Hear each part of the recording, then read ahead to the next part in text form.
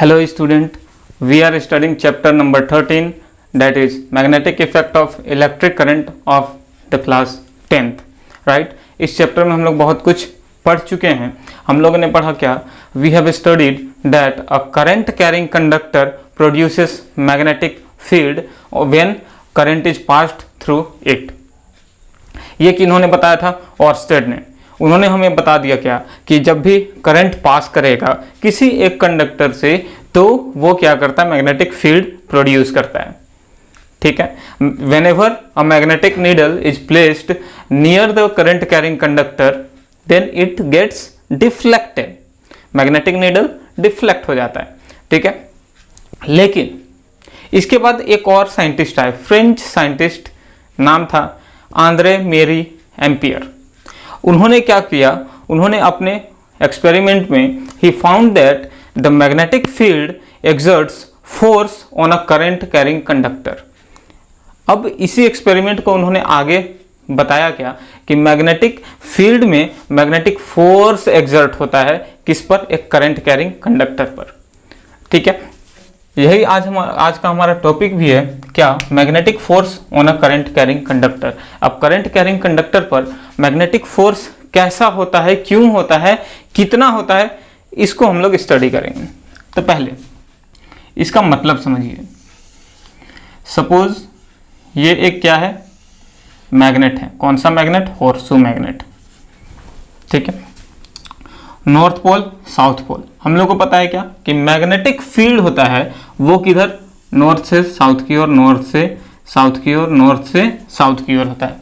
ठीक है, and according to this experiment this topic, when a conductor current carrying conductor, suppose this is iron rod,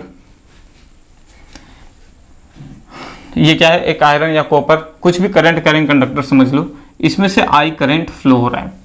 ठीक है, अब ये क्या है? एक मैग्नेटिक फील्ड के बीच में रखा हुआ है। ठीक है, तो ये क्या? Magnetic field. अब due to the presence of current यहां पर क्या होगा? मैग्नेटिक फोर्स एक्सपीरियंस होगा। दिस फोर्स फॉलोज का मूवमेंट होगा ऊपर। ठीक है, ये क्या हुआ? डिफ्लेक्ट होने होगा। डिफ्लेक्ट, ये क्या? मूव किया किधर? अपवर्ड डायरेक्शन में, राइट? उसी तरीके से if the direction of current is reversed then it moves towards the downward direction। ठीक है, करंट के डायरेक्शन को चेंज किए तो ये डाउनवर्ड की ओर मूव किया। उसी तरीके से जरूरी नहीं कि करंट का डायरेक्शन, हम लोग क्या करेंगे? इसकी पोलैरिटी को चेंज कर दिए। ठीक है, पोलैरिटी मतलब साउथ को इधर कर दे, नॉर्थ को इधर कर ले। ठीक है, तो भी क्या हुआ? ये जो करंट कैरिंग कंडक्टर था वो किधर हुआ? Moved towards downward. ठीक है, डाउनवर्ड डायरेक्शन में ये क्या हुआ? मूव किया। ठीक है, तो यहीं से उन्होंने पाया कि इन्होंने आंद्रे मेरी एम्पियर ने कि मैग्नेटिक फील्ड प्रोड्यूस करता है magnetic force due to the presence of current, right? तो ये तो हो गया मैग्नेटिक फोर्स की बात। मतलब मैग्नेटिक फोर्स भी हमारे लिए आ चुका था पढ़ने के लिए। ठीक है, बहुत सा इसका एप्लीकेशन भी है। पहले जो हमारे पास था ये नॉर्थ पोल साउथ पोल का एक हॉर्सशू मैग्नेट था। ठीक है, अब डायरेक्शन ऑफ फोर्स किस पर डिपेंड करता है? डायरेक्शन ऑफ फोर्स डिपेंड्स, किस पर डिपेंड्स करता है? ठीक है, किस पर डिपेंड करता है? पहली बात, डायरेक्शन ऑफ करंट। ठीक है, अगर करंट के डायरेक्शन को चेंज कर दिए तो मैग्नेटिक फोर्स का डायरेक्शन भी चेंज हो जाएगा, राइट? और दूसरा क्या? Direction of magnetic field. दूसरा किस पर डिपेंड करेगा? डायरेक्शन ऑफ मैग्नेटिक फील्ड, मतलब मैग्नेटिक फील्ड के डायरेक्शन को ही चेंज कर देंगे तो भी ये जो करंट कैरिंग कंडक्टर है वो क्या करेगा? मूव करने लगेगा, राइट? अब देखिए, ये तो हो गया कि सर मैग्नेटिक फील्ड तो आपने बता दिया, मैग्नेटिक फोर्स को भी बता दिया कि अब आखिर मैग्नेटिक फोर्स कितना होगा? Magnitude of magnetic force produce due to the magnetic field and current कितना होगा वो कैसे डिफाइन करेंगे, ठीक है। तो सबसे पहले देखिए मैग्नेटिक फोर्स, ठीक है,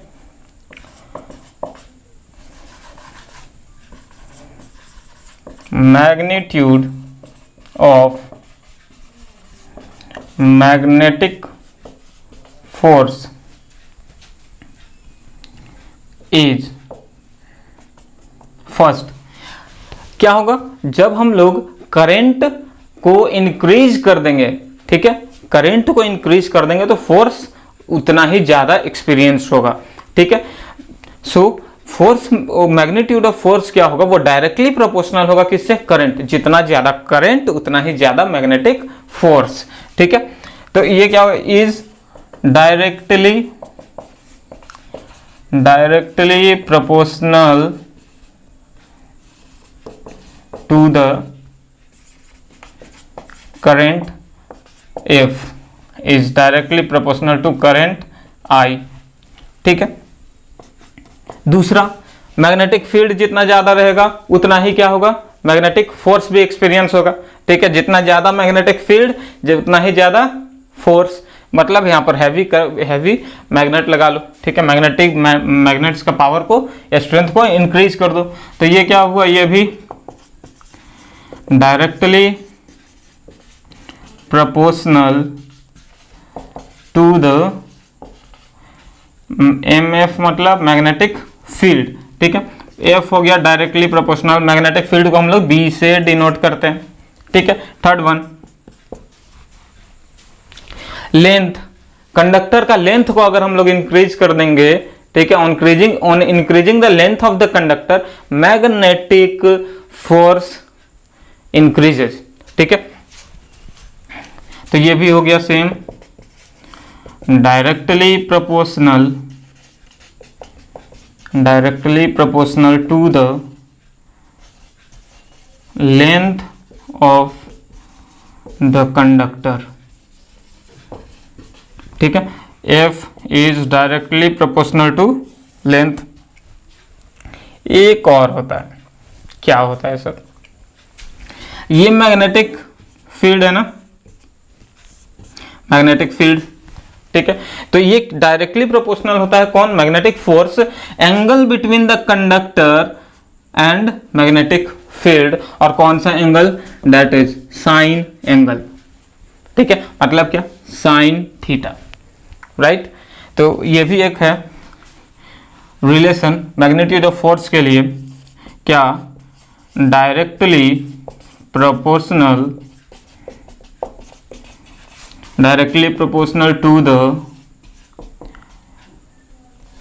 to the sine angle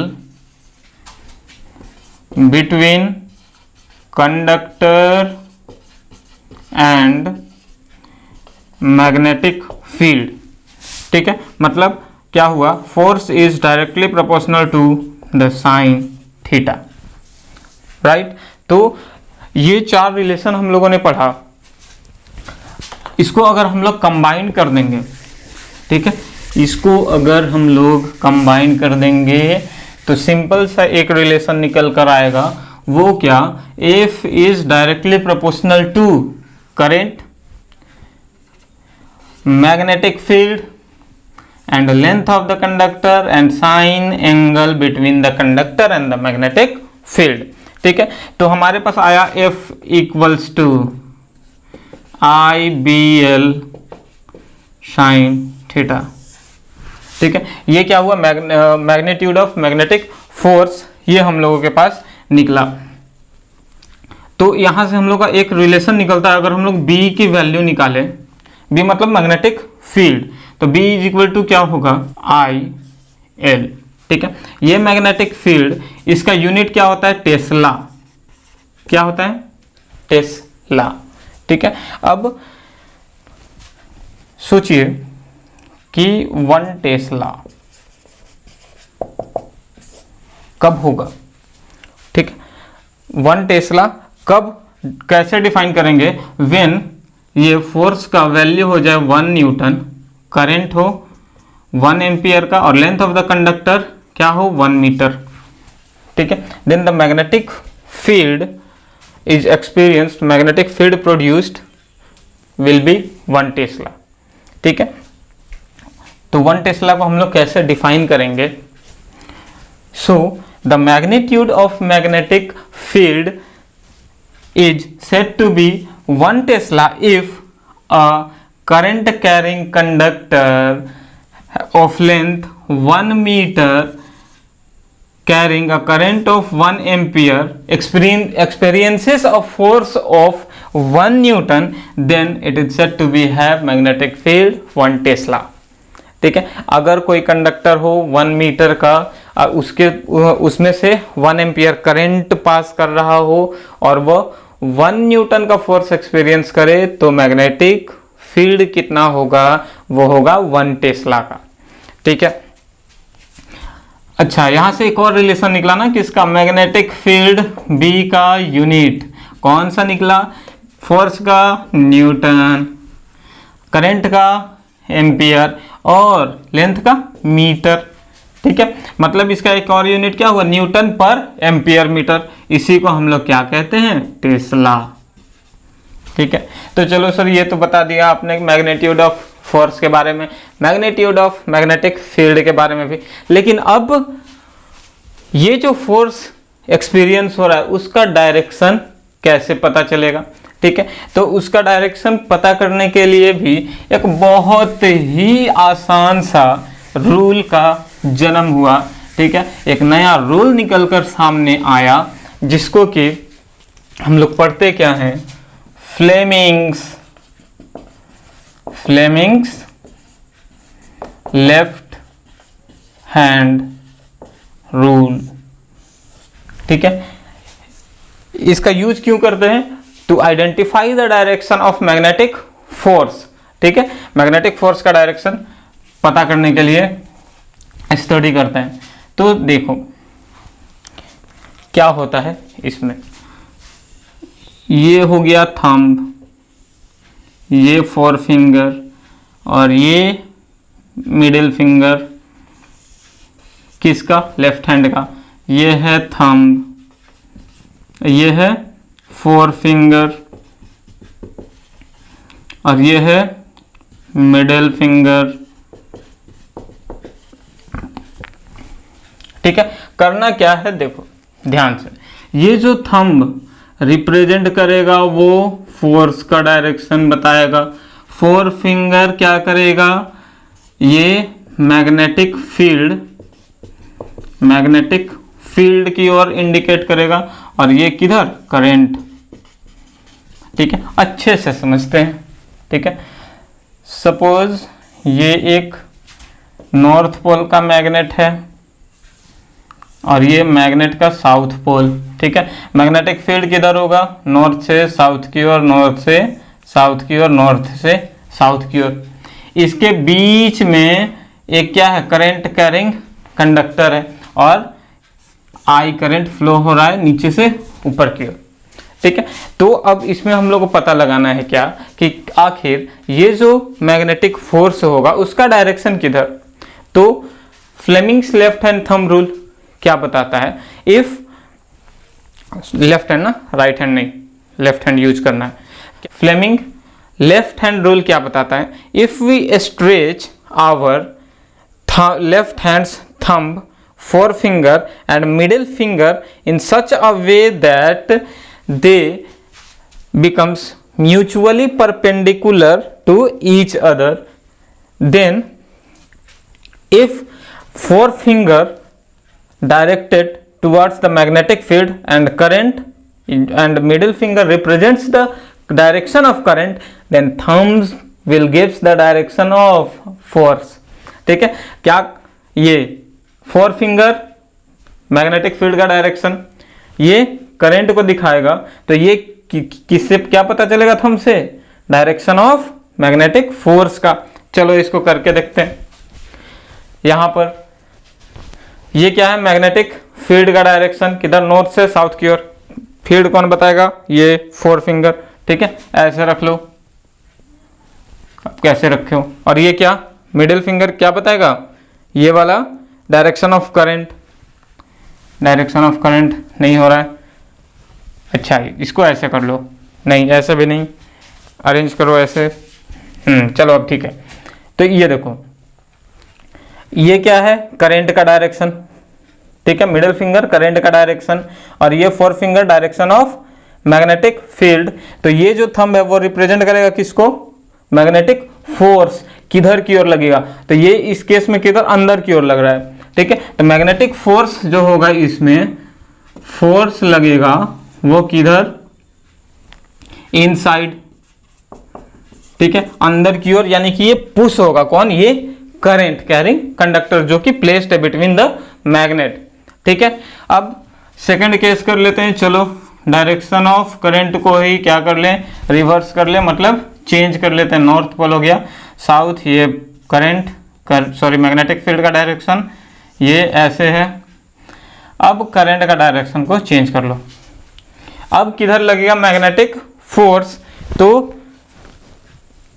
process same है, ये डायरेक्शन ऑफ करंट के डायरेक्शन में, ये डायरेक्शन ऑफ करंट के डायरेक्शन में रखना है किसको, मिडिल फिंगर को, और फोर फिंगर तो दिखा ही रहा है किधर, मैग्नेटिक फील्ड के डायरेक्शन को।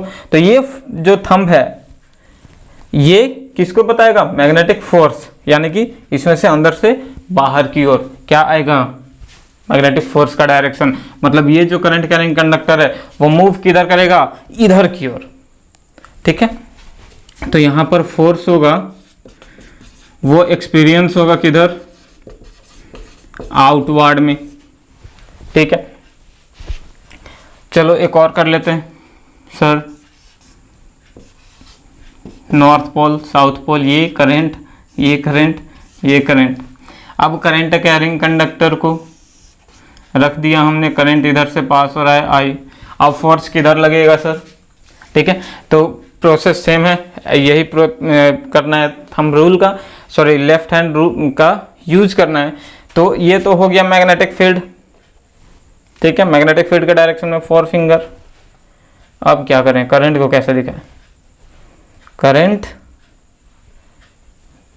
का डायरेक्शन नहीं कर पाएंगे, ऐसे ऐसे नहीं होगा, पॉसिबल नहीं है, क्यों, क्योंकि दोनों ही क्या है, स्ट्रेट सेम डायरेक्शन में है, ठीक है।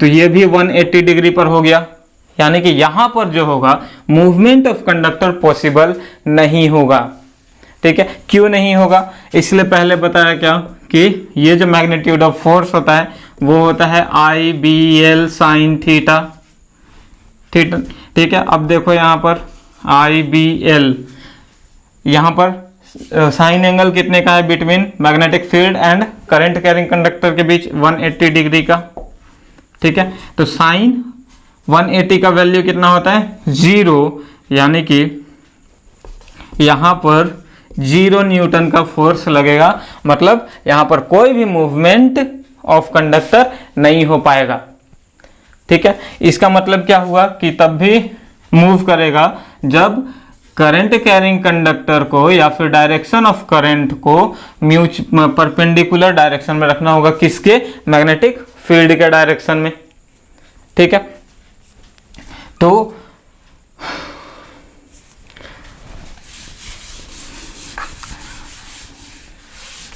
ये था मैग्नेटिक फोर्स के डायरेक्शन को पता करने के लिए कौन सा rule, Fleming left hand thumb rule. इसको हम लोग अच्छे से एक बार लिख लें। So Fleming's left hand rule statement क्या है, if we stretch the four finger middle finger and thumb mutually perpendicular to each other, and if forefinger gives the direction of magnetic field and middle finger gives the direction of current, then automatically thumb will gives the direction of magnetic force, ठीक है। तो condition should be that the sine angle between the current and magnetic field should be 90 degree, perpendicular होना चाहिए, ठीक है। तो ये हम लोगों का क्या था, Fleming's left hand thumb rule. क्यों यूज करते हैं इसको, to find the direction of magnetic force experienced by a current carrying conductor when placed in a magnetic field, ठीक है। और हम लोगों ने क्या किया, मैग्नेटिक फोर्स का मैग्नीट्यूड कितना होता है वो भी हम लोग निकाल चुके। ठीक है, बहुत ही आसान कॉन्सेप्ट था। तो इस वीडियो में हम लोग इतना ही करेंगे। नेक्स्ट वीडियो में हम लोग अपने टॉपिक को आगे बढ़ाएंगे। तब तक के लिए स्टे ट्यून्ड, घर पर रहें, सुरक्षित रहें। Thank you.